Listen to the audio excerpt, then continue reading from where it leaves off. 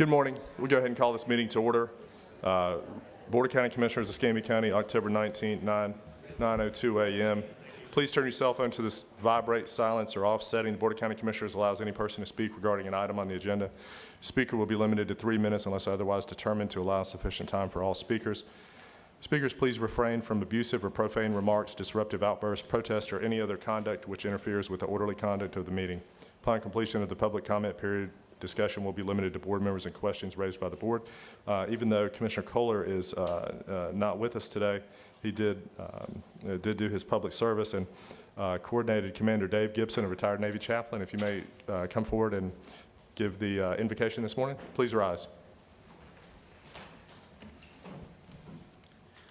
Good morning, Commissioners. Morning. Please join me in prayer. Eternal Father, in the beginning you created the heavens and the earth. For you're the mighty God, ruler of all, whose word says, the earth is the Lord's and the fullness thereof. And we thank you, Lord, for the land, the sea, and the air, and all that you have created and all that you have given us here. We thank you especially for creating the stunning part of the earth we call home, a place of splendor and beauty with so much to offer to those who live, work, and play here. Help us to be good stewards of it, and we offer you thanks today. We pray today, Father, also for our country, for our state, and for our county. We pray for our military, our first responders, and all who are serving in harm's way. We ask that you would protect and keep them in the shelter of your love and your care. Help them to see the greater good of defending freedom, liberating the oppressed, and bringing justice to all who have killed, abused, and maimed. Be with those who govern and lead our country and our state and our local community. Give them wisdom, courage, insight, and discernment as they make the hard and consequential decisions before them. May compassion tempered with prudence inform and guide them. And in the lonely moments of leadership, may the peace and grace of your Spirit abide with them, giving them confidence and courage and integrity. Bless this meeting with your insight and wisdom and knowledge. And these things we pray in your name, and amen and amen. Amen. Commissioner Bender, please lead us in the pledge. Thank you. Please join me in pledge to our flag. I pledge allegiance to the flag of the United States of America and to the republic for which it stands, one nation, under God, indivisible, with liberty and justice for all.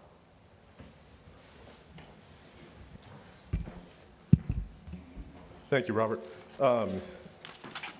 So a little bit of housekeeping before we get started with the business. Commissioner Kohler, neither Commissioner Kohler nor Commissioner May will be with us today, so it will be just the three of us. But we will try to do our public work in an efficient manner. Anything to be added to the agenda, Madam Attorney? No, sir. Mr. Chairman, 2 items, and they've been distributed. Thank you, Commissioner. Yes, sir. I have an item for discussion to discuss the Perdido incorporation efforts. Thank you. I don't have anything, Mr. Administrator. No, sir. Entertain a motion for the agenda as amended. So moved. Second. All in favor? We're going to be voting by hand today.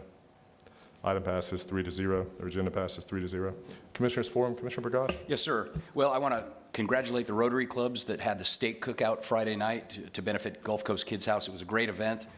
I know multiple commissioners were there. I saw Wes behind the barbecue, and congratulations to your team and Robert's team. I guess you guys took 3rd place. Just a great event and just a very generous community coming together for a great cause. I want to remind everyone that this Saturday morning at 9 o'clock at Blue Wahoo Stadium, there will be a kickball event, and some of your favorite elected leaders and appointed officials are going to be taking this very seriously, this kickball game. There's been practices, people have pulled muscles. It's going to be a lot of fun. So we hope that it's going to be a family fun event. So if you want to see people just kind of make fools out of themselves, you'll have a fun time doing it. So it's 9 o'clock at Blue Wahoo Stadium, and I mean everyone's going to be involved in this. It's going to be a lot of fun. Getting to some serious things, I understand there's been something added to the agenda today to discuss the Perdido incorporation, and that is in my district. That whole study area is incorporated in my district. There have been a number of informational meetings, and I've attempted to go to each and every one of them, and so therefore I feel it's my obligation to go to the one tonight. There will be a meeting tonight by some folks who are opposed to incorporation. That will happen at 6 p.m. at Jim Bailey Middle School. And as I said, I am neutral on this. I'm neutral. If it succeeds, it actually makes our jobs easier. But I want folks to know both sides, and I think it's important that all the facts come out. So that meeting's at 6 o'clock tonight for those that are interested. Again, I've been to all the pro-incorporation meetings, so I'm going to go to this meeting too, and we'll see what happens from there. I also want to thank Bass Pro Shops, Lennar Homes, and Helping a Hero, which is a nonprofit organization. This past Friday in my district, those groups came together and broke ground on a brand new, fully accessible home for a wounded warrior who did multiple tours in Iraq and Afghanistan, suffered catastrophic injuries. This company, Lennar, they're embarking on a 100 homes challenge. They're going to build 100 homes around the country for veterans who've come back from the war with catastrophic injuries. And I just think, I can tell you it was a powerful day, and they're going to get that thing done, and they're going to try and finish it and move Corporal Dingman and his wife, Michelle, into their home in January of this year. So they're going to really go double time, up tempo. The cool thing about that is around that same time, we're going to be breaking ground right down the road, or not breaking ground, we're going to be opening right down the road our brand new Beulah Fire Station. So I spoke with the organizers. Stay tuned. We're going to try and do a multi-area event and probably open the fire station, then run the fire trucks down to Corporal Dingman's house as we move him into that house. So just a great day in District 1, a great day in our community, great day in our state, and there are a lot of great organizations that step up to help our wounded warriors. So I just appreciated the opportunity to participate in that. Thank you, Mr. Chairman. Thank you. So yeah, I also want to talk about the state cook-off. So the Seville Rotary puts it on to help fund some nonprofits, and Greg Campanello was the organizer of our team, and so we had a couple drop out at the last minute, so that's how Wes got on there. So appreciate that. That was a great night, and we did take third place with Greg's sauce and Wes's seasoning there. So, but definitely a lot of fun. On a similar theme, the Pensacola Beach Chamber had Taste of the Beach this past weekend. I thought it was a great event. I was out there Saturday, beautiful weather. They've really turned it into an all-weekend event, and so congratulations to the winners, Shaggy's, Grand Marlin, and Cafe Nola, for what they did. This Wednesday, October 25th at 4 p.m. on Fort Pickens Road, overlooking Little Sabine, there's a pocket park that McGuire's, it's going to be McGuire's Park. There'll be a ribbon cutting for the installation of that park and opening that. So it's a great little area that, as people are using the multi-use path, can stop and rest and just take in the scenery. Also next week on Fort Pickens, there will be some road work and associated with the ECUA installing the water lines, and so there will be a lane in each direction open at all times, but just make people aware. Again, we don't see it having any issues during the week, but just know that work will be going on. And then Stephen, not to steal your thunder, but I do want to congratulate you and the work that you did to help get that building Ashton Brosnahan done. Michael Rhodes, his crew, everyone involved. And it was highlighted yesterday, or mentioned yesterday, but I want to highlight it in the work that was done on that project by county staff that we felt saved quite a bit of money for the bottom line. So I know that's something that our office has tried to do the last 5 years is use county staff when we can, and I know we were able to do it here. So I think everyone involved in the project was proud with the way it turned out. And we're looking forward to hosting the SEC Women's Soccer Tournament October 29th to November 5th out there. Hopefully we have weather like we did yesterday. And, it's apparently there are a number of teams right there on the bubble right now on who's going to be able to come down. So it should be a next exciting week and a half for all of them to see who makes it into the tournament. And we hope that you all come out and support them. Of course, we had record-breaking attendance last year, and I think we'll have another great event this year. Thank you. Absolutely, and the SEC seems, our partner seems very happy with the very happy with the venue, very happy with the new amenity. So that's important, especially when you're trying to, maybe ink a little bit longer term deal. But no, the SEC will only be here for, at most 2 weeks, and the other 50 weeks of the year it's available for the rest of our citizens. I appreciate you and Jeff both coming out for that. I mentioned it one day on the morning last week on the radio, but I tell you, it's it's something I've seen over my 10 plus years now. You want to see you get a project done. You talk to Wes, you talk to Mike Rose, and they got the project done in a timeline that was needed. With a little bit of room to spare. I want to thank Ray Palmer and Will Moore and Coach Bill Hamilton from Pensacola State, some Pensacola Sports Association board members that were there for the ribbon cutting as well yesterday. And these successes, especially as they relate to to sports tourism and those things, really couldn't be accomplished without the partnership of PSA. They were obviously big parts of the Sun Belt, bringing the Sun Belt tournament here to the Bay Center, and hopefully will be big parts of some more successes that our community will find in the future. I also want to recognize with our colleague to my left off the dais this morning, but I did go to the Soul Bowl Saturday and took the kids down there, stayed 3 or 4 hours, and it was just you mentioned the Chamber of Commerce type day on the beach for Taste of the Beach this weekend. Saturday was that down at Wahoo Park as well. Just a beautiful day. Kids had a blast. It seems like the teams and the fans and the parents and everybody had a good time. It was, I think it was a great day had by all. It was just a lovely affair, and we congratulate Commissioner May for that. I think that's a labor of love that takes 6 or 8 weeks leading into it to try to get it done. I know he's got some major sponsors, but the money. The money will facilitate resources being available, but somebody still has to coordinate all of it. And I'm sure it's a very stressful event to try to get planned. Probably a lot of Tammy May involved on that end of it as well, more so than Commissioner May. But Mr. Administrator. Thank you, Mr. Chairman. I just want to thank the department directors. I know Michael led the charge out there at Rosenham, but it took Public Works and the Extension Services Office and IT Office and some others. And our department directors work together very, very well, and they support each other very well. And I just want to say I appreciate that. Thank you. Next is going to be adoption of proclamations. The board adopt the proclamations proclaiming October 2023 as Disability Employment Awareness Month in Escambia County, congratulating NAS Pensacola Food Services and Innisfree Hotels of Gulf Breeze for their selection as 2023 Florida Exceptional Employers winners for hiring individuals with disabilities. Entertain a motion. Move the adoption of the proclamation. Second. All right, please vote. Item passes 3-0. Commissioner Bender, if you might make your way down. If we could have Paul Poling and Don Rupert from NAS Pensacola Food Services, as well as Rihanna Reynolds and Debbie Trokey from Innisfree of Gulf Breeze. Commissioner Bender, you've got the floor when you get down, and thank you all for being here this morning.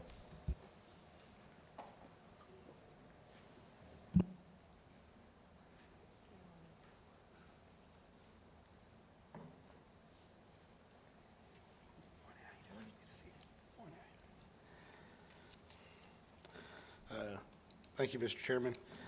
We have the Escambia County Proclamation. Whereas the purpose of National Disability Employment Awareness Month is to educate the public about the employment concerns of persons with disabilities and to celebrate the many varied contributions of America's workers and disabilities. And whereas this year marks the 33rd anniversary of the Americans with Disabilities Act. And whereas this year also marks the 78th anniversary of National Disability Employment Month, as Congress in 1945 enacted a law declaring the first week in October each year National Employ the Physically Handicapped Week. And whereas the word physically was removed in 1962 to acknowledge the employment needs and contributions of individuals with all types of disabilities. And in 1988, Congress expanded the week to a month of observance, creating National Disability Employment Awareness Month. And whereas 2023 commemorates the 50th anniversary of the Rehabilitation Act of 1973, highlighting the many and varied contributions of employees with disabilities at America's workplaces. And whereas knowledgeable and resourceful employers know that including different perspectives and problem-solving situations leads to better results, and that hiring employees with differing abilities improves businesses. builds relationships, and spurs ingenuity. And whereas every year the state of Florida chooses 10 businesses in the state to be recognized as Florida's exceptional employer for hiring individuals with disabilities. And whereas NAS Pensacola Food Services, a local Escambia County business with operations in Escambia County, was selected as one of the 2023 Florida Exceptional Employer Award winners and will be recognized at a ceremony to be held on October 23rd, 2023 at the Florida Capitol. Now therefore, the Board of County Commissioners of Escambia County, Florida hereby proclaims October 23 as Disability Employment Awareness Month in Escambia County, Florida, and calls upon all residents to join us in raising awareness about disability employment issues and celebrate the many and varied contributions of persons with disabilities. Be it further proclaimed that the Board of County Commissioners of Escambia County, Florida hereby congratulates NAS Pensacola Food Services for their selection as a 2023 Florida Exceptional Employer winner and commends their efforts to celebrate the value and talent of people with disabilities. Board of County Commissioners, Escambia County, Florida, Stephen L. Berry, Vice Chairman, District 5, Lumen J. May, Chairman, District 3, Jeff Bergosh, District 1, Mike Kohler, District 2, Robert Bender, District 4. And then I'll just sort of, they read a lot alike, so I'll just add the whereases with the Innisfree, if that's okay. Okay. Whereas Innisfree Hotels of Gulf Breeze, a local business with operations in Escambia County, was selected as one of the 2023 Florida Exceptional Employer Award winners and will be recognized at a ceremony to be held on October 23, 2023 at the Florida Capitol. And also be it further proclaimed that the Board of County Commissioners of Escambia County, Florida hereby congratulates Innisfree Hotels of Gulf Breeze for their selection as a 2023 Florida Exceptional Employer winner and commends their efforts to celebrate the value and talent of people with disabilities. So congratulations. Thank you.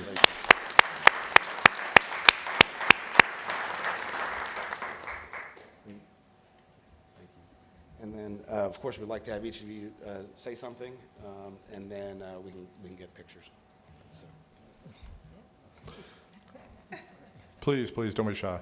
Good morning. I see the GCE tag, so I know you advocate for your people not to be shy, so go, yeah, please. Absolutely. I'm looking forward to going on Monday to the Capitol, and I'm honored at this. I've been out there 44 years. Wow. So, Thank you. I'm Paul Poling. I'm the food service officer of NAS Pensacola.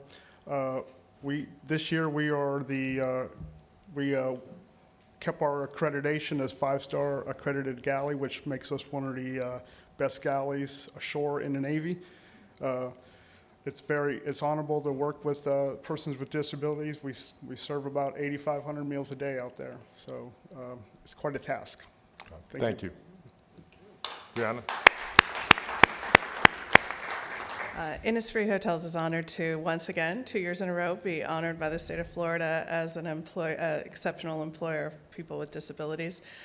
We work hard at all of our properties to create a compassionate, inclusive environment for all of our guests and employees, and it's an honor to be here. Thank you so much. Absolutely. Now, Rhiannon, if you don't mind, I've got a quick question. So, Innisfree is the partnership also with GCE? Do y'all utilize their relationship as well? We Okay. do. We have project search locations in a couple of our hotels. All So, right, thank yeah, thank you. Yeah, please gather together for a picture. Let's do one together, and then we'll do one individually, just perfect.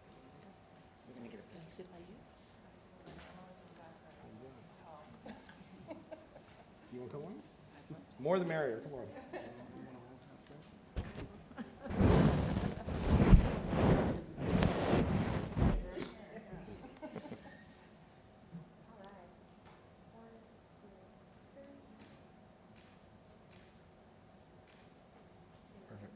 All right, we'll just do them real quick and then. One more picture? One more, sorry, one more.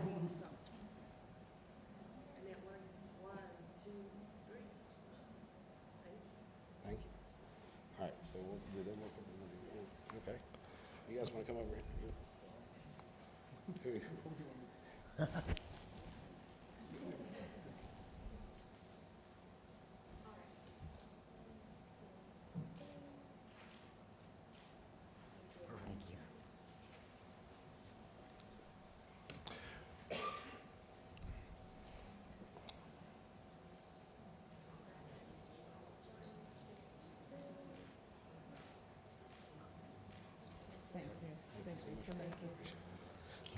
Thank you all again.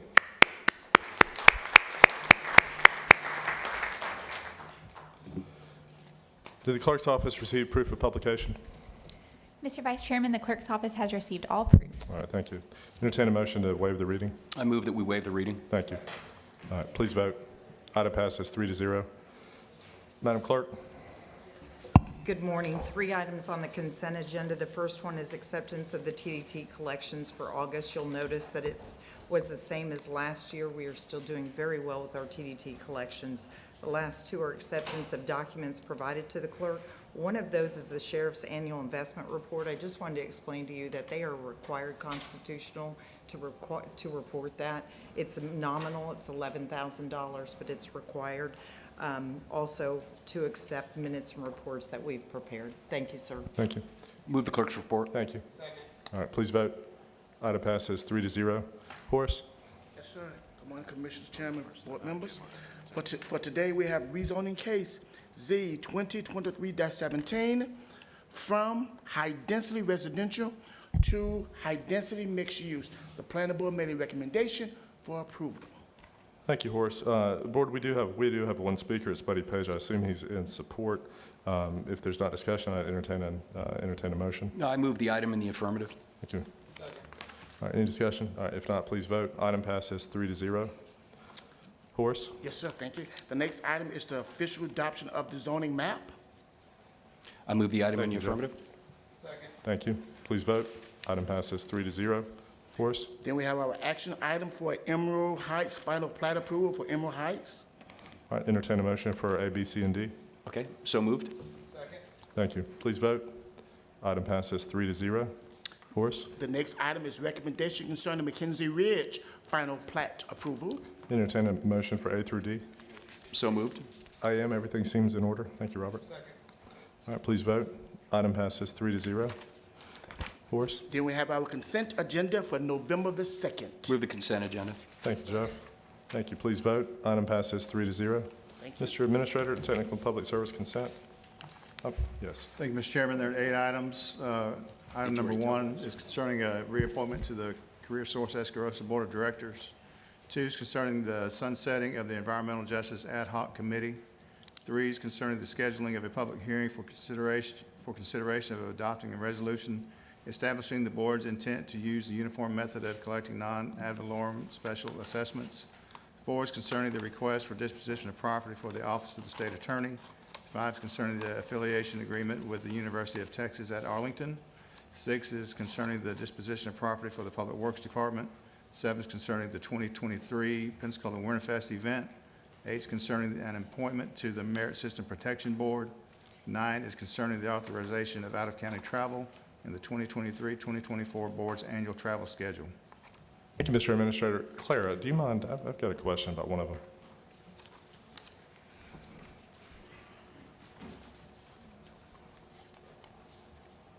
It's the appointment to the Career Source Escarosa Board of Directors.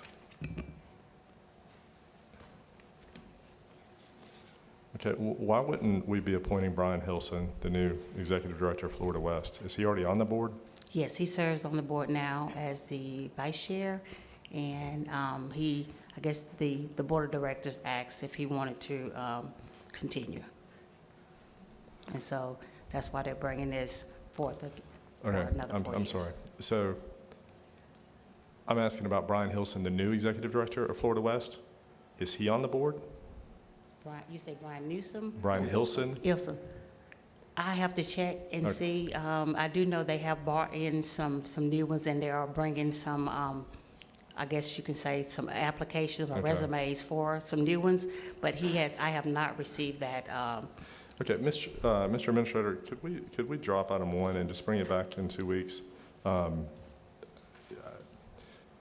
I was in a meeting with Brian on Tuesday. I didn't think to ask if he was Sure. already on the board. I would assume he's on the board. And if we're filling a spot for economic and community development, that I would assume he would be that would seem to be kind of a function of his office or of his job for doing that. If there are multiple seats, then that's fine. I don't have an issue with it, but We can bring it back on the yeah, 2nd. let's try to just narrow that down a Okay, little bit. sure. All right. Entertain a motion for 2 through 8 dropping, 2 through 9 dropping 1. Yep. Move 2 through 8 and drop 1. No, 2 through 9. 2 through 9, sorry. Is there a second, Jeff? Thank you. Please vote. Item passes 3-0. Mr. Administrator, and for my purposes, I know there may be some changes that we need in CAR 2, but it's not necessary to go item by item for my purposes. Board, are there some items? Yeah, Mr. Chairman, if we could drop item number 16 and bring that back in 2 weeks, I would need to abstain, and therefore it could not pass. I just think it makes sense for the board, so I would just ask that we drop item 16 and bring it back in 2 weeks. All right, so we're dropping 16. Robert, is there anything to be held for discussion for you? If I may, just real quick, I'll just make comments now. So item 25 is for the purchase of a ladder and 2 pumpers. I just want to highlight, and then also 2 mobile breathing air trailer systems. I believe this is about the 11th. These are the 11th pieces of apparatus that we bought in the last 2 years. So we were doing some math, and that's probably about 40% of our fleet that we've turned over in the last 2 years. And I just want to highlight that. I think everyone out there, Jamie, Eric, and Chief are doing a great job, and Campanella of bringing these and finding them. So I just want to highlight that. Hey, the best you can do is highlight it. If anyone pays attention to the good news, is a different discussion perhaps, buddy. Anything else, Robert? All right, Mr. Administrator, any other changes to the CAR 2? All right, that's the only thing to be dropped? Okay. Entertain a motion for the balance. So I make a motion to CAR 2, the balance with all of them except dropping item 16. Now, I do want to highlight that we had, those 46 items do include the Commissioner Bagash's add-ons that have been distributed. That includes my Yes, add-ons. they do. And if we could modify that motion, I'd like to pull number 39 too for discussion. Change order. There's like 3 or 4 change orders, and I just want to have a little All discussion. right, so I move. So we're dropping? I move the items 1 through 46 with dropping 16 and holding 39 for discussion. Second. That's complete. Yeah, Delana. All right. Please vote. Balance passes unanimously. Item 39, Commissioner Bergosh, you've got the floor. Yeah, and this is one that we've worked on for a number of years, and I see another change order coming through, and I just want to, constituents ask about these things. I know this is a very worthwhile project, but I just wanted to know a little bit about why, what necessitated this latest $50,000 change order on this big project. Government transparency. We got to make sure that government transparency on these change orders, right? Totally So what's going on with understand. the change Thank you, order? sir. This particular change order kind of closes things out for us with this project. We're really excited about the project and the success of the work that's been done here in Lake Charlene. This particular item came about due to the night work that had to be done on Navy Boulevard. We had to have some lane closures and things of that nature when the crossing was put in, and we ran into a conflict there. With the help of the FDOT, they allowed us to make these lane closures, but they wanted the work at night. And the grant, however, does not cover that type of work, so we had to cover it ourselves. So where did that, what fund is that coming out of, that 51,000, if we approve it? Let's see, your fund would be 353. Okay. All right. All right, thank you very much. Certainly. Appreciate it. Thank you. Entertain a motion for the item, Commissioner. I move the item in affirmative. Is there a second? I'll second it. Okay. Any further discussion, Commissioner, before we vote? No. Do you want to bring it back? I don't have an issue. There's only 3 of us, so whatever you want to do. Well, I mean, I just want government transparency. I think it's important before we vote on these things that we have transparency.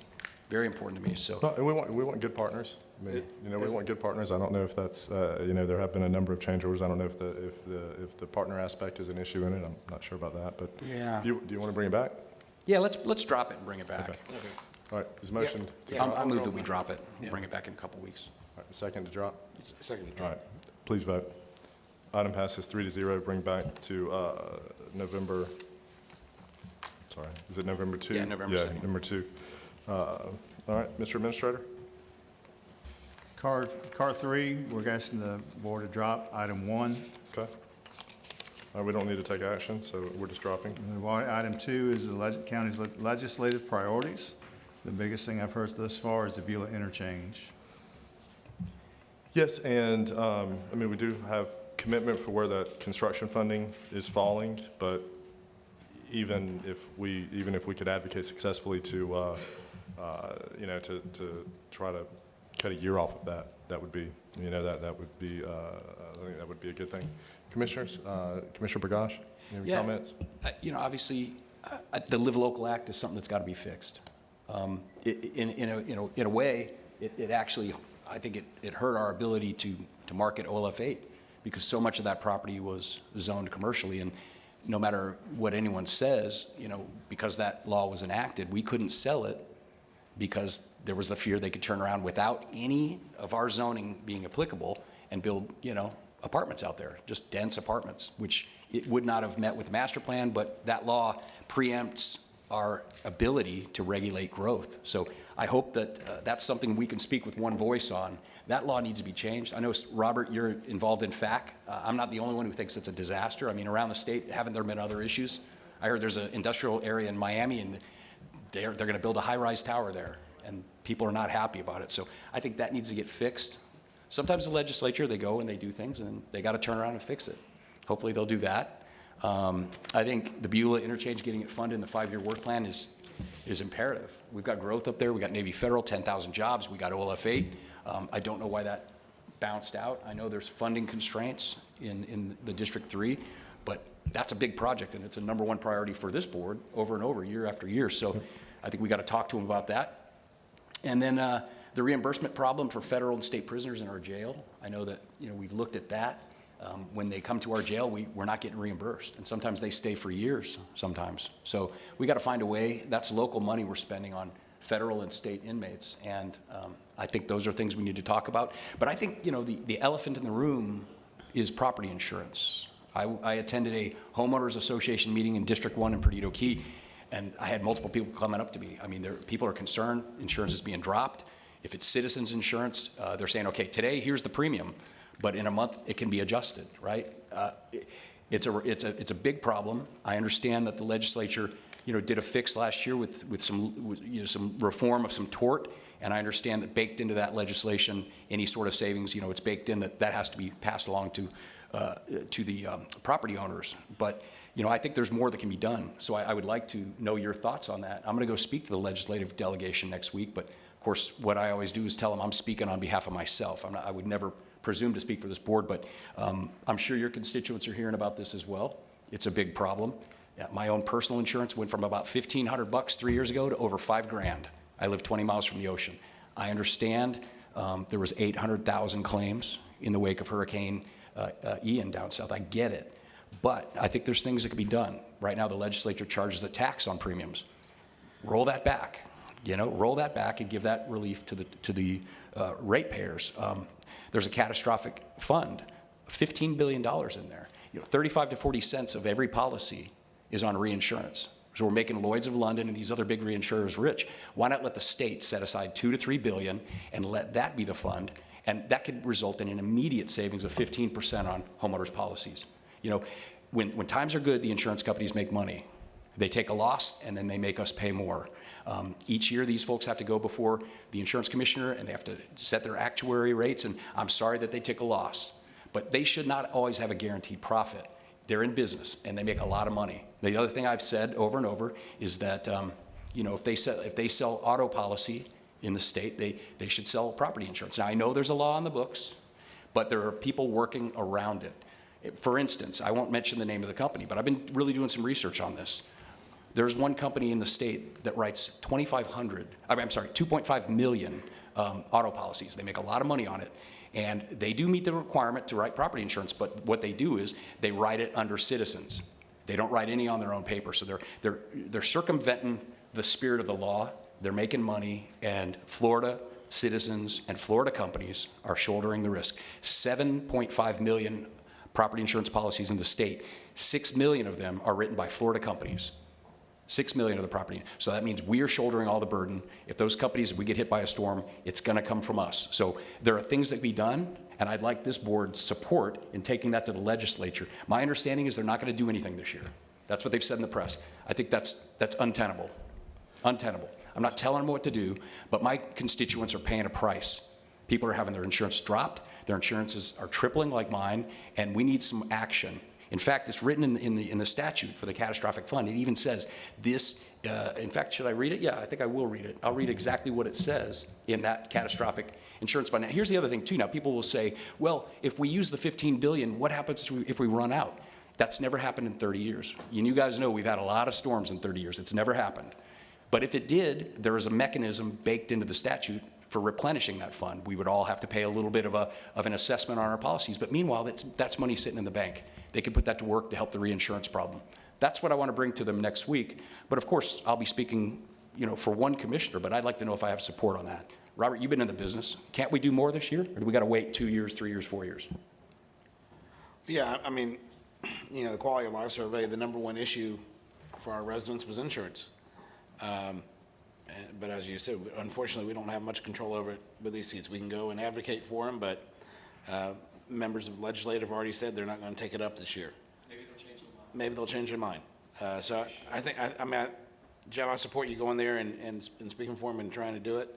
I'd say, things aren't going well now. My concern would be that, they'll hit us more on auto policies than they already are when they, trying to offset their property losses and things like that. So that would be my concern, is that it creates everything causes everything to go up and nothing comes down. Right. And so I'm good with that. Of course, I support the Beulah interchange, getting that moving. I'd asked for the support last year. We had the Beach Gateway project was on there, and ended up getting vetoed by the governor. I'd like another swipe at that if I could. We were putting 250 and we were asking for 200. So it was not much. But then also I was driving by the Bay Center yesterday and we had requested FDOT to close that Gregory entrance and I think if we could add that to it, because I think as we Commissioner, I don't think that's necessary. I don't think that the legislature doesn't care about that. In my opinion, I think that's just a function of an ask. I don't think that that's something that we need a lot of, unless you have a reason to believe that there's an impediment to that. I don't really know that there is. Okay, that works for me then. Yeah, but the beach item that you're discussing, I'm fine with that. Jeff, you're talking about they go before the insurance commissioner get rate adjusted. I think the longer term discussion is a much higher threshold for rate regulation, like there is for utility companies. Yeah. I mean, maybe the threshold to have property insurance companies get rate increases approved is a fraction of the threshold to have utility companies get rates improved. Rate increases approved through the PSC, and maybe Citizens is now a huge business. Maybe it would make as much sense, or more sense, to enact some type of body that some type of public body that insurance companies have to go to for these rate increases, because I don't. Because of the reinsurance aspect, I don't think any of them are losing money. I think it's a factor of, I think it's making a lot versus making a little bit less. Yeah, absolutely. I think those are the two factors that we're talking about. I don't think any of them are losing because they're mitigating their own risks. They might indicate how much they're paying out, but they're not indicating how much is being covered by the companies that they've engaged for reinsurance. And Robert, you do know a lot more about this than others of us do. Is that accurate? I mean, do you think? I mean, aren't the large companies mitigating a lot of their risk on a lot of their catastrophic risk? By going to the reinsurance, Yeah. a little bit. I mean, of course, it gets, cheaper the farther away you get from the primary layers. But on the other hand, we can't look at just what's going on in Florida. I think there were, $21 billion storm, $21 billion incidents that happened across the United States. And so those are factoring in as well. So just because, But aren't they all compartmentalized into their own, into, ABC Insurance of Florida, DEF Insurance of Florida? Aren't they all compartmentalized into their own LLCs and have to stand on their own when they go before each state? I don't think so. When you're talking some of these bigger companies, it's, But I thought they could only take their kind of cutout of what's happening in the state of Florida for ABC Insurance Company when they deal with the insurance commissioner and stuff. They can't pull in losses in Missouri from a tornado into what's happened in Florida. But they I don't seem to believe. do it, Steve. They Right. had wildfires in California, which are really bad, and we're paying more for it. But I like the idea of a little more regulation. The only thing I would say on that is that could take years and years to do. Sure. And the other thing about that is the perception, even for the Utility Service Commission, is that they always, 9 times out of 10, rubber stamp what industry wants. So, I would be for that, but I think the immediate way to get close to 20% relief, let's face it, there are 4 things that we can't control. The severe weather, we can't control that. Inflation, we have very little control over that. The litigation, they did work last year, and we appreciate what they did last year, but it's going to take years and years for that to settle in. And even though they've baked that into the legislation, they're going to have to, insurance companies are going to have to show how much they've saved with the reduced litigation. I still don't see that trickling down to the policyholders in immediate fashion. So reinsurance is 15, it's 35 to 40% of what our policies are. So if we found a way to kind of add into that market, with some subsidies from the government. Let's face it, the government subsidizes high-cost, high-risk stuff. That's why we have Medicare.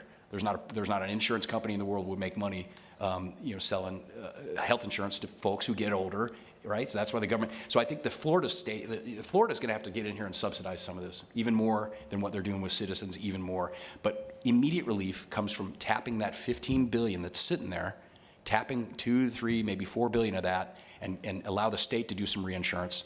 I think that could realize 15% cost savings. So, Steve, you're good if I go and talk to them? I'm not. I'm going to say I'm speaking on my own, but that I've run it by you. Yeah, no, it's a huge issue. And Robert mentioned, the survey results. It's a huge issue that we're hearing about from our constituents, but I think it's also an issue that each of us are dealing with individually as well. It's a real thing. It's a and real it should thing. be a real thing to every legislator in the constituents that they represent. It's a real thing that all of their people are dealing with as well. Well, and I know that some powerful members of the legislature, even locally, some folks, have expressed that they want to take a wait-and-see approach, and so they may not like it when I go as a county commissioner and say what I'm going to say to them. So I just want to make sure, I'm not putting you guys crossways, because some people have told me this is like the third rail. I guess the insurance companies write a lot of checks around the state. They got a lot of PAC money, but constituents I represent are hurting. I can give them my P.O. box. They have not sent exactly. any checks. They They have can not send sent any some to checks me. my way yet. Yeah, I haven't got any of those. But so I'm going to do it. I'm going to talk about it, and I appreciate you guys lending your support. Thank you. Mr. Administrator? So I'm here in Beulah Interchange, Live Local Act, in Pensacola Beach Gateway.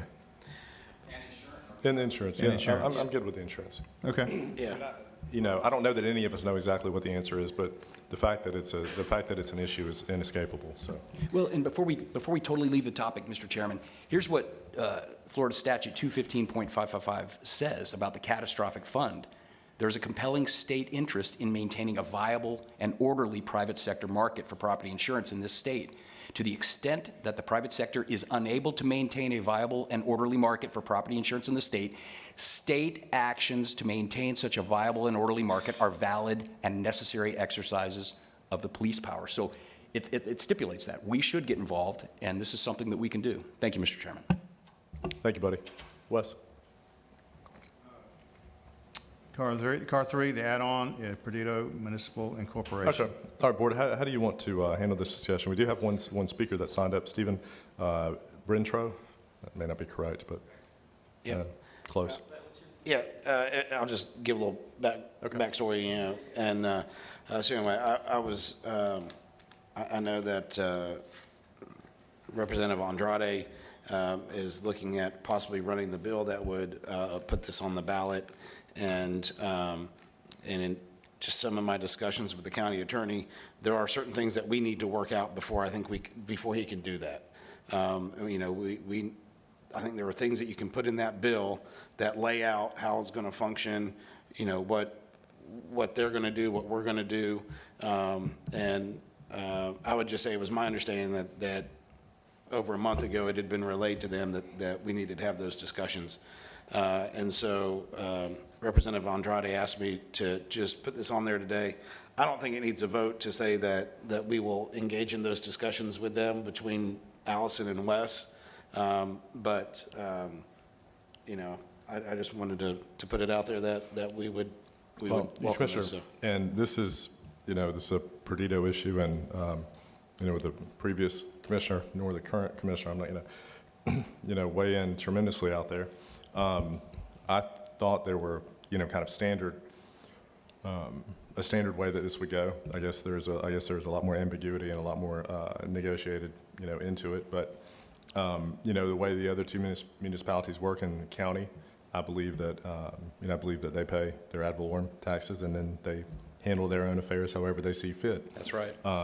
Something along that line would be just an absolute starting point for me. You know, that I couldn't imagine treating, I don't have an issue with whatever they may want to do, and I remember some discussions with some dear friends of mine that were elected officials from Santa Rosa County when Navarre was talking about it. You know, the baseline is the county's ad valorem rate is what it is, and however else you may want to govern yourselves is, you know, is really up to you.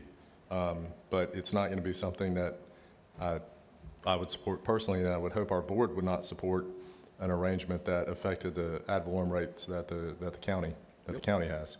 Other than that, you know, very open-minded, let them do, you know, govern themselves however they may wish. Yeah, Mr. Chairman, and I agree with that 100%. I've stated it. That's my public position. Unfortunately, some of the constituents that I represent have reached out to me, and many of them are on the mistaken belief that if this study area, which is very, very large, by the way, it doesn't meet the statutory requirements, by the way. It's only 1.1 citizen per acre. It's supposed to be 1.5, so it already doesn't, in their own study says that. But there are folks of the mistaken belief that if that entire area is sliced off, that everything that we collect now, they're going to suddenly get it, and we're not going to get it. So that's certainly fiction. Like you said, Mr. Chairman, the 6.615 mills we will still get. My understanding is the new city has no interest in creating their own police force, so my understanding is the MSTU for the sheriff will still be on their tax bills. My understanding is they're not going to create their own fire service like Pensacola does, so I assume the MSBU is still going to be on their tax bills. They're not going to have their own schools, so they're still going to pay school board tax, and like you said, anything over and above that will require revenue being raised other ways. Now, things they could do, things they can do and will do probably if they're successful is they'll add a 10% utility tax right off the bat. 20,000 citizens over there will get a 10% increase on their electric bill right off the bat. And they'll raise a lot of money that way. My understanding from speaking to Lynn Tipton at the League of Cities, who I've spoken with a number of times, is in order for them to tap into the big money, the state shared revenue, they have to raise the equivalent of 3 mills of their tax roll. Their tax roll is about $3.6 billion. So 3 mills of that is nearly $11 million. The only way they can get there, they have 3 ways. They can raise the utilities tax, which I just discussed. They can add mills to the tax bill, not taking anything from us, adding over the top, or they can initiate new business tax and fees. They have to do all of that, raise the $10 million before they can tap in to their share of the half-cent sales tax or the other shared revenue. They can get franchise fees, but that has to be negotiated. And my understanding is if we have an existing franchise agreement with some providers, they have to wait till that expires before they can tap into that. And I know we have franchise fees. So there's a number of ways they can do it, but I want citizens to have all the facts. Again, if they incorporate, that makes our job a lot easier. Hey, Bower Road, Perdita Key Drive, go get them, Tiger, take it. You can have it. But what people have to ask is what problem is it solving? If it's safety, public safety, where you're not going to have your own fire station, your own police department. If it's roads, well, if they don't want the roads, how's that solving a problem? If they're not going to have their own fire service, not going to have their own schools, I believe they're going to be using our code and zoning. So you really have to ask yourself, do you want another layer of government over the top, which you will pay extra for? Or are there things the county's doing that we can maybe do better? Those are the questions you have to ask before you vote. But Mr. Chairman, I appreciate the opportunity to discuss that. Thank you. All right. Thank you. Stephen Brentro.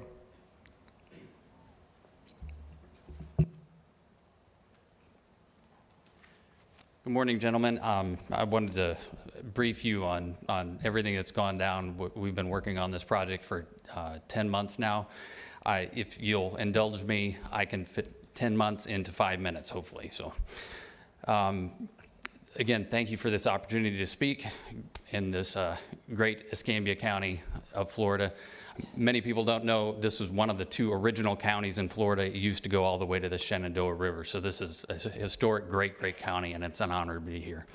I'm Steve Brentrow, chairman of We Are Perdido, a 501c4 nonprofit research and educational organization. So we're all about research and neutrality and finding the facts. We have been working with local citizens exploring the concept of Perdido as a town. The process can take 2 to 3 years. We started in January, so we're not that far into it. Over the past 10 months, our organization hosted several community meetings as we learned about the process together. These meetings were some of the largest in Perdido's history. With in-person, live stream, and replays, our last 2 meetings had over 900 participants each. These meetings are available on our YouTube channel. The town's proposed boundaries do fall within Districts 1 and 2 of Escambia County. Because of this, we've briefed Commissioner Burgash and Colder as we went. The state requires communities like ours to complete a feasibility study. They want to know that the new town is actually feasible. BJM Consulting was chosen for this task with over 30 studies under their belt. Their reports have a long track record of being factual, impartial, and seasoned with brutal honesty. Part of the study relied on citizen input, for and against. Approximately 40 community leaders, business owners, and even Commissioner Burgash and Commissioner Kohler were invited to participate. The final report includes all their comments, anonymized and unredacted. This citizen input spans 19 pages, roughly 1/3 of the final report. The study also includes a 5-year budget projections, a complete analysis of tax revenues, proposed services, and a comprehensive SWOT analysis to identify strengths, weaknesses, opportunities, and threats. The full report is published on our website, weareperdido.org. Volunteers and the consultant gathered information for the report from state agencies and county departments. We could not have done this without their help. I want to take a moment to extend our gratitude and appreciation to the individuals and government officials who cooperated in this effort. Thank you. Where did I go? There we go. Communities considering incorporation are also required to submit a municipal charter. Several residents expressed interest and volunteered for a charter committee. This committee included a retired Army base commander, an orthopedic surgeon, a naval captain who led NAS Pensacola's NETSAFA training, an architect, and even a retired NASA astronaut and shuttle commander. The committee relied on a municipal attorney, experienced towns managers, and other model charters to develop a document that would ultimately become the special act that our local delegation is now considering. And that's important to point out. The special act itself is the charter. So that's what's in that document. At the advisement of BJM Consulting, we sat down with Sheriff Chip Simmons and his senior staff to discuss the possibility of incorporation and its effects on the services they currently provide to Perdido. Often a significant cost center for local governments, we needed to ensure current service levels could continue. The sheriff provided a letter of commitment as a courtesy following those conversations. When speaking with county departments, the goal was not to negotiate terms or MOUs. Doing so would give our community an unfair advantage because as citizens, we could get a sneak peek at the terms and then come back later and negotiate even harder. And that wouldn't be fair, and we would hate to put the county staff and leadership into that position. So the standard practice for how municipal incorporation comes about, a lot of times they'll talk to these county departments and get a feeling of things, but they can't get any firm commitments up front. We just kind of know generally how it would work. The citizens of Perdido remain committed to working alongside our county leaders and staff to protect the community we love and call home. If the proposal passes in Tallahassee and local citizens ultimately decide to incorporate it as a town, there would be much work to be done with the county in the second quarter of 2025 as they establish these interlocal agreements that we're talking about. Because there's a lot of moving pieces. You've mentioned some of those tax items, franchise fees, communication service taxes, MSBUs, as it's our understanding, MSTUs and MSBUs cannot be collected by a Constitution County and a municipality without the municipalities, without an interlocal agreement or some arrangement with the citizens through a vote. May I So- ask you a question, Steve, though? Yeah. Because I believe that to be true, and that's what we've done with the other municipalities. But if you're not going to have your own fire service, because you're doing the government light model, I mean, just a devil's advocate question, if you're not going to have your own fire service or your own police department, you know, why wouldn't you pay the MSBU and the MSTU for those protection services? You would. It's the intent as projected in the feasibility study. That you would? That we Okay. would, yeah. Because there's no sense in reinventing the wheel. The sheriff is doing a great job, EMS, fire services, the county does a great job. They work hard. So we're very proud of that, and it's an efficient way to outsource those services back to the providers that currently provide them. So. But for the past 10 months, we've been focused on community education and research to ensure that the proposal is actually feasible.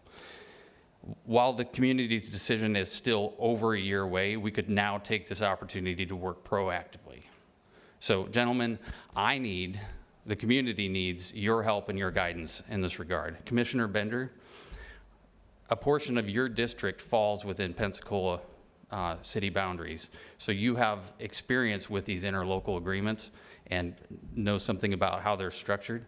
Could you direct us to the appropriate county staff so that we can begin to look at existing interlocal agreements as templates, perhaps, of how future contracts would come together? Yeah, I mean, it'd be talking with our county attorney and our county administrator. I would say the city of Pensacola was fairly well established when I came on the board, and I don't know if we've really even done an MOU with them since I've been on the board, but I think we need to start with Allison and Wes. Okay, because if we could find copies of those interlocal agreements and kind of see how they're structured, and we know the precedent of how the county has done things in the past, and I would assume we could expect that that's kind of how things same pattern would work. You know, and Madam Attorney, I think, we've done our own little research on this. It was my understanding that a lot of this stuff does get worked out and put into the bill that creates the outline of what's going to occur. And I think that was why we were a little surprised that we hadn't heard from you guys yet. And that, is that right? I mean, that's, again, I mean, I'd say it's a little bit of a negotiation, but again, to have that up front and to have the residents know what services are going to be covered, how they're going to cover them, what services the county's going to keep, what facilities, whatever, it needs to be worked out on the front end, in my opinion. So, and I agree, those discussions are important. The pattern that we've seen with other municipal and corporations, the charter that actually becomes the text of the local bill it doesn't include that. We've reviewed charters and local bills from incorporations of the past 20 years, and it's very, very focused on the charter itself. The feasibility study, and we have submitted this to the state, that has a lot more of the text and the approach of how you find a balanced budget and how it actually could be feasible and where those services come from. So that's where that document would be. And that's filed with the state, and we can provide that too. It's about 120 some pages. So we've seen that. Yeah, We've seen in the that, draft bill. so it says that we would lose $5 million roughly of ad valorem taxes, but recover the entire amount through interlocal agreement. So it says we'd lose $2.89 million in SSR fees, $3.13 in communication service tax and franchise fees, for an annual loss of $6 million on the general fund. So I didn't understand where that was different from the 4.95 mentioned above of ad valorem. Again, I don't know how you lose the ad valorem, so. So it was talking about I'll have to look exactly what that was talking about. One thing I do want to point out about those numbers is There's a new budget that is going to be, that has been approved, and new tax roll certification that's happening. So the first job that we have, as this goes to Tallahassee, is to rerun all the numbers with this tax year information for fiscal year 2024. Steve, can I ask you what maybe a very, very basic question? So, I mean, the gist of this, and is really, I mean, you feel like you've got a large number of people that they want to pay more tax for more service. So the way is that the gist of it? The feasibility study, as it's laid out, as it proposes it, would require no additional tax revenue for the citizens of Perdido. Okay, I mean, I don't mean to be curt with you. That's not going to get approved by this board. I mean, our board's not going to approve an interlocal agreement that has us collecting, that has us collecting less revenue. I mean, that's not the way our other municipalities exist, and I mean, I don't represent any of the city of Pensacola. I do represent the town of Century, which pays county taxes as well, and then pays additional taxes because they're inside the town limits.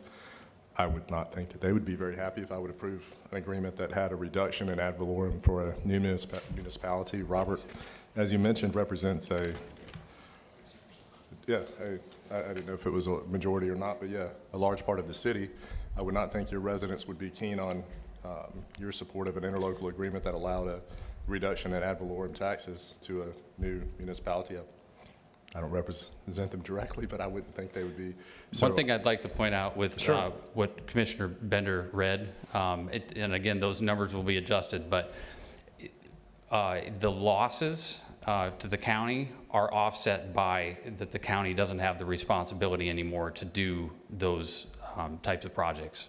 So any transfer of revenue in that regard is a wash. The baseline is that other municipalities pay the same ad valorem rate that the county residents pay, and that would not change.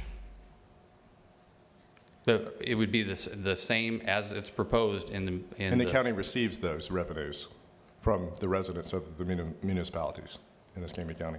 We receive 100% of those revenues. Yes. So you're not saying that's going to change? No, that's not going to change. Well, then how are your people not going to pay more? Yeah, it will. And franchise fees and communication service taxes. We have to negotiate those once they expire, and you have to wait till they expire. But Steve, please don't take this the wrong way, but again, another devil's advocate question. You just stood up there and said there's going to be no additional taxes, but there will be. Are you not going to levy a 10% utility tax? That's your quickest way to revenue that you have to get to in order to tap into the shared revenue. That's not my decision. Okay. I'm doing the research. That would be up to the citizens. But it is a tool available to them. It's one of the only tools to get to the 10 or 11 million they need to raise to meet the statutory requirement to get So to say there's no new taxes, I think one of the first things I never said no new taxes. What we're saying is the feasibility study as proposed finds a balanced budget. But they talk about utility taxes in there, don't they? Commissioner, Steve, that is what I asked you. Do your people want to pay more tax for a higher level of service? We'll have to see if they want to do that, though. Well, okay. I mean, that's I think at the heart of the issue. And I guess, you said to me that you would be taking away, you said that you would get the ad valorem, but we wouldn't be doing the service anymore. So what services are those? The transfer of the state shared revenues and some of those, the way that the feasibility study report states it is that those funds would transfer to the municipality, as would the responsibility for those things. I'd refer. I mean, I don't know what that. I don't have it in front of me. I'd have to refer you to the report. I think that's a pretty big thing that we need to establish on what we're not going to be responsible for, that we're going to then come up with an MOU that says that we're going to handle, or you guys are going to. I mean, I think that's the big question is, what will you guys be handling? So, and I'm happy to have those discussions. I can also bring our consultant in, and they can sit down with you and help work through some of those issues. Well, Steve, the thing that I wanted to really establish today is to make sure that we have contacts with the county that we can work through to see what these interlocal agreements look like, so that we can work with our consultant and start putting things together and plan for the future. And any other discussions about the report itself and what the proposal looks like, we can certainly engage with the consultant. Steve, it seems to me that these conversations should have been happening 6 months ago. It takes a while to draft one of these and get it through this board, and it sounds like there's still a lot of meat on the bone in terms of exactly what services the new municipality is going to provide and which ones they're not, which ones we're going to shed. They're detailed in the report. Yeah, I understand, but here's the thing. They're not detailed in an MOU that this board's going to vote on yet. And that's the key. That's where the discussions And should it have been would be happening. inappropriate because I'm not a legal entity that can enter into negotiations with the county. Sure. And I don't want to put them in a position of negotiating twice. The legislative session starts in just a few months. I mean, we're really, really up against a deadline. So I would strongly recommend that you set up an appointment with our county attorney. Absolutely. Let's get these things I will delineated. call you today, Ms. Rogers. Yeah, and you know, but the idea that there won't be utility taxes, I think you just have to, again, I'm neutral on this. If the people out there want it, go get it. I mean, you can have Perdido Key Drive, you can have Bower Road, that makes my job easier. Are you guys gonna take the roads? Again, that's not for me to decide. That would be. Personally, I think it is. I mean, You're running the whole deal. You're asking them to set up something up, and we're going to say, we're going to set up this entity, but we're not going to know what we do until we set it up. I mean, like I believe it is your job to establish what you guys are going to be doing and how you're going to be doing it. It's my job to do the research, to help pull together the feasibility study Okay, well as the town's then we need to before be us. talking with the person who is going to be. Yeah, who makes the decision? Who's going to be Decide. setting it up? And then once the town, if it actually does pass, and we're talking hypotheticals here, but if it does pass at the 2024 election, then once the town elects its first leaders, those are the people responsible for entering into the negotiations and figuring out. But the timeline on that, I mean, it was very short, if I remember correctly. I mean, it was what? So November 2024 general election is where we would target having the referendum. Right. Our board's not going to put something on the ballot that affects us without knowing what the effect's going to be. I mean, the terms of what the entity, the terms of the terms of the agreement between the entities is a major part of the establishment of the municipality. It would seem. I mean, Well, and I'll start working on that today. Yeah, and Steve, another thing to consider, and I don't want to sound like I'm being negative. Again, I'm neutral, but there's a lot of folks who have a lot of questions and they don't feel like the question's been answered. This board approved $3.6 million. You know, I have an initiative out there to open up and expand additional public beach access. How will the municipality be able to pay for those parks? Because we're not going to just give you the parks, right? And the parks and the facilities out there that we have, I mean, is it your intention to take that over? I mean, I've got $3.6 million. We're looking for more public beach access, but is the city going to find a way to borrow money and pay for our parks and take that over? Again, it makes my job easier. It's a lot of work out there. And I'd love to make your job easier. As I'm sure proposed you would. in the feasibility report, it doesn't envision taking over county assets. So you're not going to have the parks either. So no roads, no schools, no fire, no parks. You're not sure what services you're going to do. You think that there wouldn't be utility taxes, but I don't see how you get the revenue you need to get to the shared state revenue if you don't hit utility taxes. And that's documented in the report. And I saw utility taxes in the report, so I don't understand how you could say there's not going to be more utility taxes. taxes are mentioned in the report, and then if you'll remember, it says it's not listed as one of the items that's collected. A balanced budget was possible without collecting utility taxes. I just don't see that.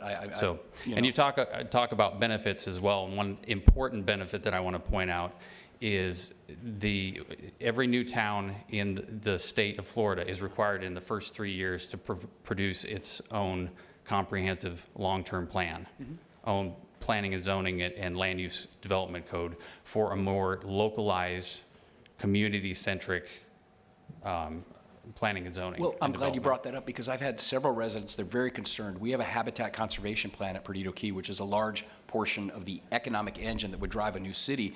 We also have a very, very detailed master plan. I support both of those. We've worked very hard. I've got Tim Day here. So is the new city, is the intention, because I've heard some folks that want to limit development, and they think that this will be a tool that they can do it. But I would say to those folks, we already have a very, very difficult process with the Habitat Conservation Plan and the master plan.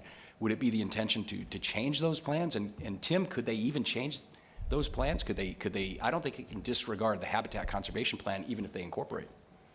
That is a delegation to Escambia County, so We would that- still be in charge That of would be up in the air if they wanted to come in and, I mean, the feds would have to be involved in whether or not the delegation would be able to be assigned to the new city or not, and it may be that it can't be. Yeah, I don't know the answer to that. I just think there's a ton of meat on the bones. I get it, you guys are pushing this thing to get it in, but it almost is starting to feel like a square peg being jammed into the round hole, because you're out of time in terms of a lot of these things. I understand the feasibility study, I get all that.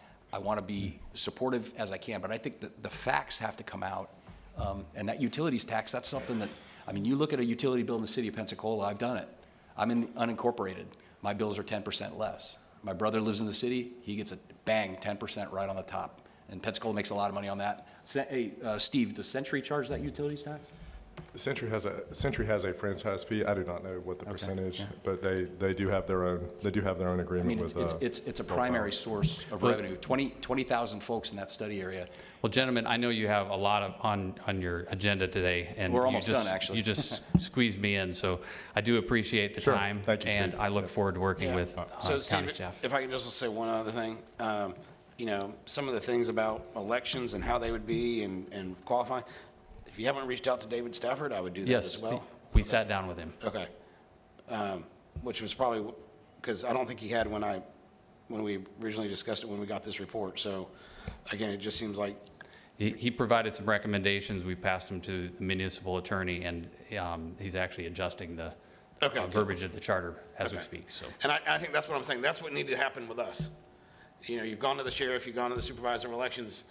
You didn't come to us. No, I'm sorry. I didn't Yeah. want to overstep my bounds. I don't think that's overstepping your bounds. I mean, you're leading this way, and the citizens needed to know what's going to happen when it January 1st, 2025, if it passes. And thankfully, we're still a long way off, so there's a lot of eyes that are going to you're look on not a this. long way off from the bill. That's